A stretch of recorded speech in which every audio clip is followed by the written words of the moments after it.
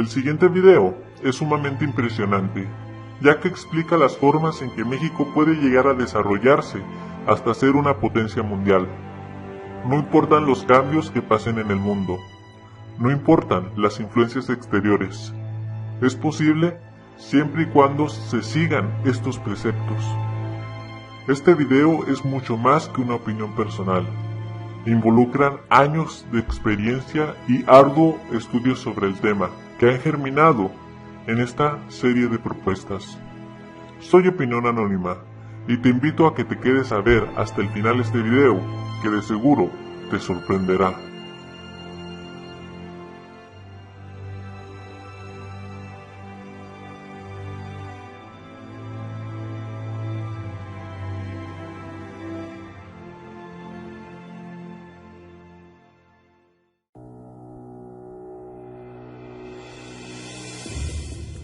En lo personal, y aunque muchos no lo crean, la Constitución de los Estados Unidos mexicanos aún es una de las más avanzadas y mejores del mundo, incluso pese a los cambios neoliberales que han hecho los últimos gobiernos.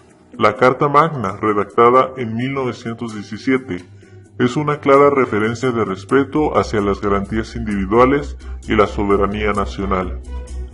Una muestra de ello es que aquí en México estamos completamente libres de bases militares estadounidenses o de alguna otra intervención extranjera, cosa que no pasa, por ejemplo, en la mayoría de los países de Europa o del mundo.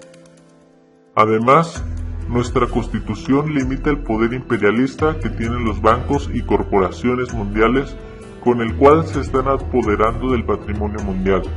Se podría decir que en teoría, constitucionalmente, una persona es realmente libre en México, aplicando el principio del que para mí ha sido el mejor presidente de esta nación, llamado Benito Juárez, el cual dice: el respeto al derecho ajeno es la paz. No me cabe la menor duda que esta Constitución fue diseñada para hacer de México una gran nación. La razón de que no lo sea es porque los mexicanos aún no la hemos respetado. No será hasta que los mexicanos nos formemos una cultura de hacer valer y respetar las leyes que progresaremos como país. No será hasta que seamos verdaderamente íntegros, que no necesitaremos invertir tanto en prisiones y en policías. Si yo fuera presidente de México, lo primero que me aseguraría es de que todos los órganos de gobierno trabajen de acuerdo a los preceptos de esta maravillosa Constitución. Lo segundo que haría es formar una generación más honesta que la anterior. No se puede construir un castillo sin cimientos. No es posible formar una gran nación sin valores, aun si hubiera una revolución en México, y se acabara con toda la clase corrupta.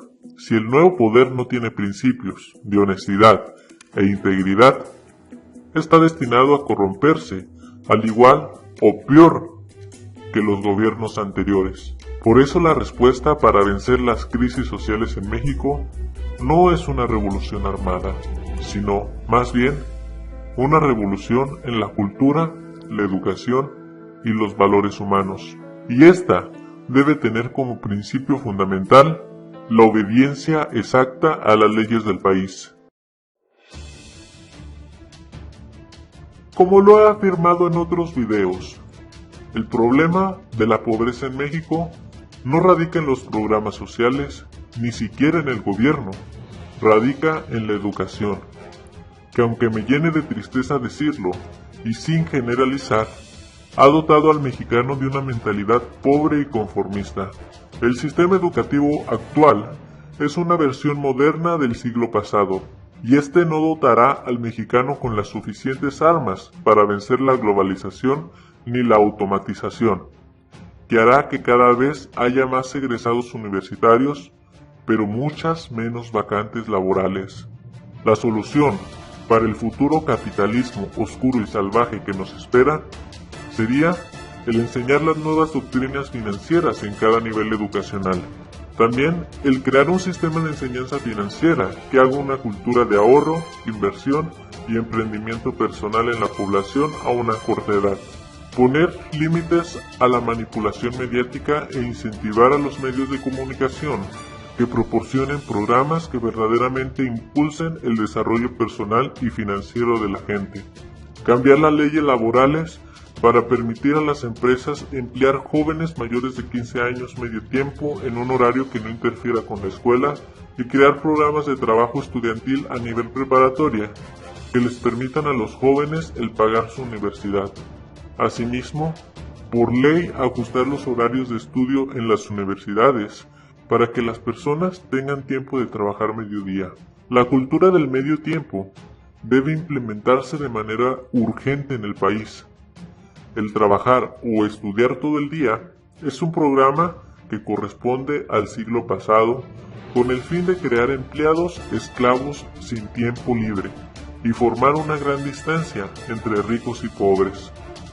La cultura del medio tiempo acelerará el progreso de México y lo impulsará a convertirse en una de las primeras economías del mundo. Holanda lo ha implementado muy bien y le ha dado excelentes resultados.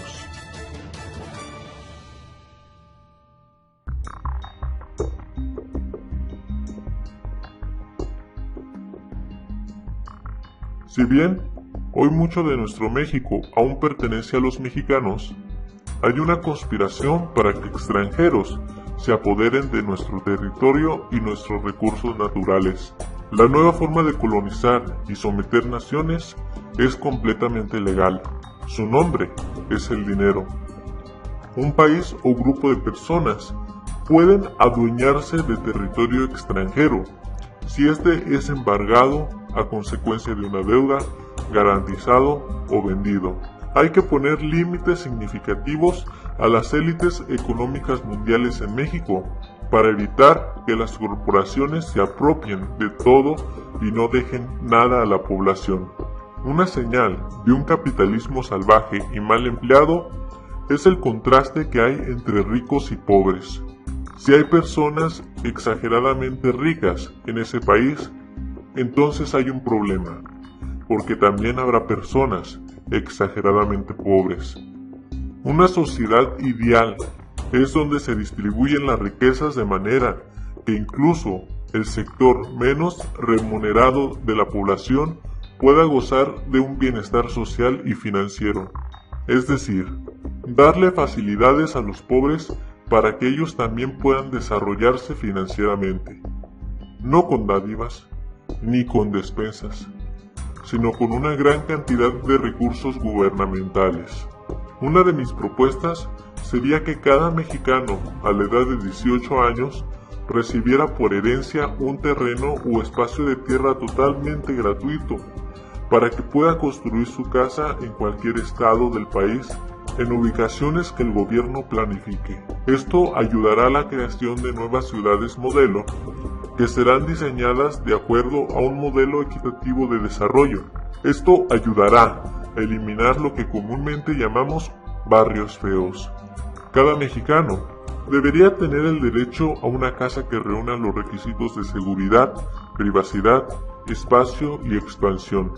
Hay mucho territorio mexicano que está estancado. Pertenecen a terratenientes que no le sacan ningún provecho. La mayoría de ellos se hicieron de ese territorio mediante fraudes y sobornos. Ya no más. Para que México prolifere, se deberá seguir el principio de Emiliano Zapata. La tierra es de quien la trabaja. Quien quiera poseer tierras, deberá ponerlas a trabajar. Si no lo hace, le serán quitadas y le serán otorgadas a quienes sí lo hagan. El fin de esta ley será el de echar a andar como nunca antes en la historia el sector agrícola del país. Sin duda, esta medida enfadará a los poderosos terratenientes, pero será un paso más para brindarle mayores oportunidades a los pobres para que puedan vivir bien. Existen grandes corporaciones y empresas que no pagan los impuestos que deberían pagar en México. Esto gracias a artimañas fiscales que los dejan exentos de pagar parcialmente sus impuestos. Estos gozan de privilegios con Hacienda que no goza, por ejemplo, el mediano y pequeño empresario. Realmente, el dinero que dejan de pagar estas corporaciones sería suficiente para impulsar el sistema económico en México sin cargarle la mano al pueblo, como lo hemos visto en los últimos gobiernos. Casi siempre es el pequeño, el mediano empresario y el trabajador ordinario los que se encargan de cubrir este gran vacío fiscal que dejan estos gigantes privilegiados. Hay empresas que solo pagan un 5% de impuestos y otras de plano que ni siquiera los pagan. Un ejemplo de ello son las empresas de Carlos Slim, que adeudan más de 70.679 millones de pesos de impuestos. Se sabe que las 30 empresas más poderosas de México ganaron 2.379.501 millones de pesos y solo pagaron 99.797 millones. En promedio, las 30 empresas pagan solo el 10% de lo que deberían pagar y no el 16%, como pagamos todos los demás mexicanos. Si el gobierno fuera parejo con estas empresas, no tendría que imponer impuestos como el gasolinazo. En un gobierno equitativo, nadie debe estar por encima de la ley. No importa cuántos empleos generen estas empresas, Hacienda no debe tener miedo de enfrentarlas, como enfrenta sin piedad al resto de los empresarios. En un gobierno común, los privilegios llegan a ser la fuente principal de la corrupción. Es por eso que urge poner orden y no callar estos problemas.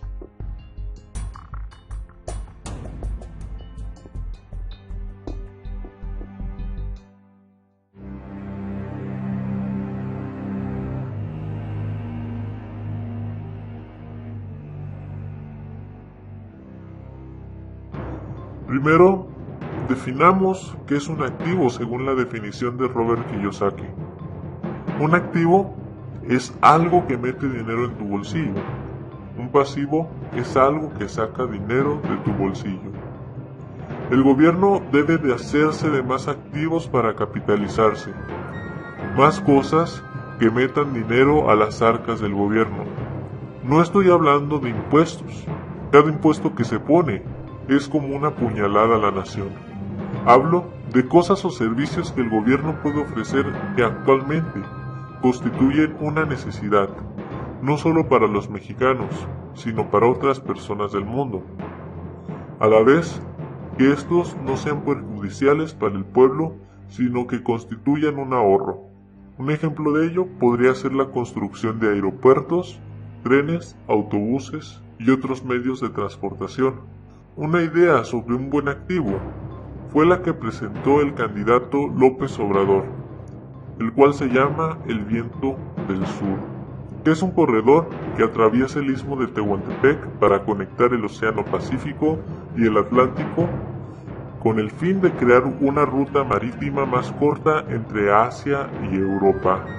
Esto beneficiaría al comercio internacional y a la vez crearía tráfico comercial y productivo en México, como lo ha hecho Panamá con el Canal de Panamá, que anualmente recauda aproximadamente 2.400 millones de dólares. Si México quiere crecer como nación, deberá hacer productiva cada parte de su territorio.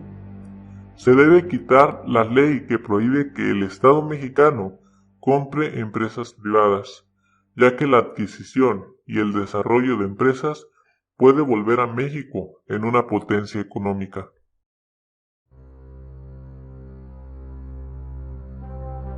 Hay muchos niños y adultos en México que tienen hambre y que hoy no tienen que comer.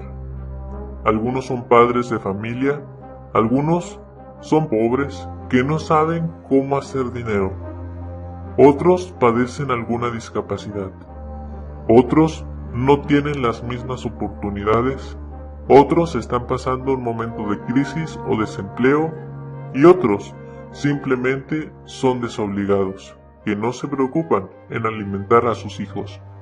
Un gobierno digno de respetarse es aquel que se preocupe por los más necesitados, es aquel que sea caritativo y que no juzgue a las personas por sus circunstancias, sino más bien le ayude a que puedan salir adelante.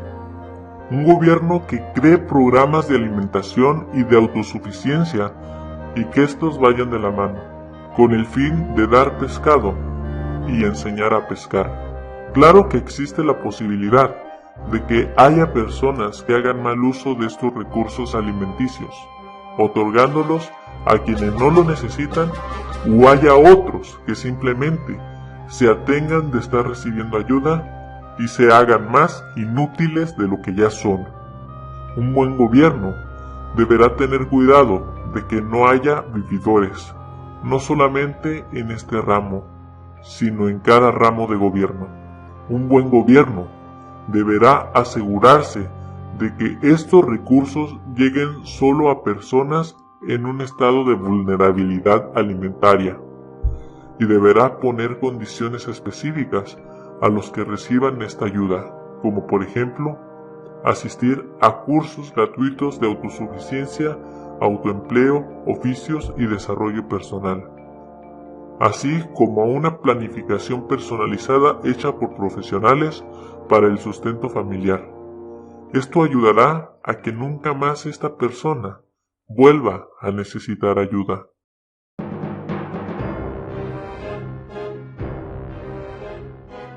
Aunque la televisión y nuestros actuales gobernantes nos quieran ver otra cosa, México se encuentra todavía lejos de ser un país laico. Lo pudimos ver con el recibimiento que le hicieron al Papa Francisco en el 2016, donde el gobierno gastó más de 165 millones de pesos para recibir al líder clerical de la Iglesia Católica. Un gasto que bien se pudo haber usado para construir escuelas de buena calidad, pero no. Fue un despilfarro de dinero para una visita que no tenía otra intención más que la evangelización del pueblo de México. Habrá quienes dirán que el Papa Francisco era un jefe de Estado y por eso se le debía recibir. Para su información, estamos hablando del Estado Vaticano, que mide poco menos de 450 metros cuadrados. La pregunta es, ¿qué interés comercial o productivo podría tener México con ese estado? Por favor, el hecho de que sea el jefe del estado más pequeño del mundo no significa que hay que recibirlo como si fuera un dios. Otro ejemplo es que la Iglesia Católica en México no paga impuestos. El dinero que entra a la iglesia por medio de donativos es sumamente grande y no existe ningún control al respecto. La Iglesia Católica en México tiene ganancias faraónicas. En promedio, cada sacerdote gana 6,000 pesos semanales por sueldo de la iglesia, pero más de 50,000 pesos semanales entre misas y donativos. No se sabe cuánto exactamente se manda a Roma por concepto de diezmos y ofrendas a la iglesia por cada capilla, pero no sería raro que estuviéramos hablando de más de 300,000 pesos mensuales. A diferencia de otras iglesias, la Iglesia Católica no está obligada a pagar impuestos en México, ni tampoco sus sacerdotes. Al contrario, incluso son destinados recursos del gobierno para mantener los edificios y financiar algunas actividades de la iglesia. La Iglesia Católica es la organización más rica de la tierra. Tiene el segundo tesoro más grande del mundo, una fortuna de más de 3.500 billones de euros y una colección de más de 7,000 millones de libras de oro. No me parece justo que teniendo tanto poder y tanta riqueza, la iglesia no pague impuestos en México. Tampoco me parece justo que se tengan que mantener las capillas con recursos de los mexicanos. Mucho menos me parece justo que con mis impuestos se financien actividades como la venida del Papa a México. Si ellos quieren hacer cualquier actividad religiosa en México, adelante, son libres de hacerlo, pero lo justo es que ellos desembolsaran los gastos inherentes a dicha actividad como lo hacen las demás iglesias.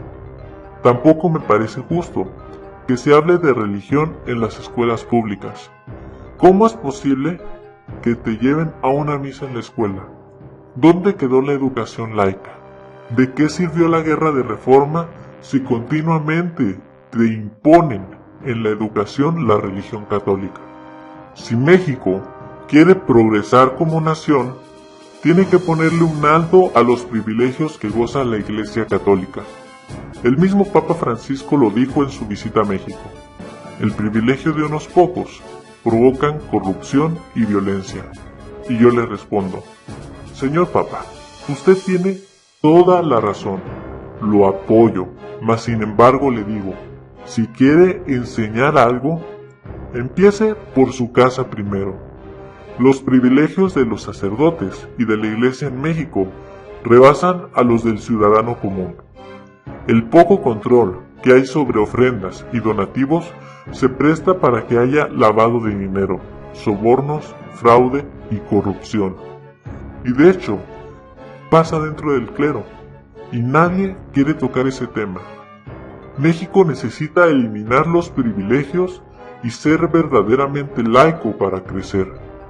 El Estado y la Iglesia deben mantenerse en una sana distancia.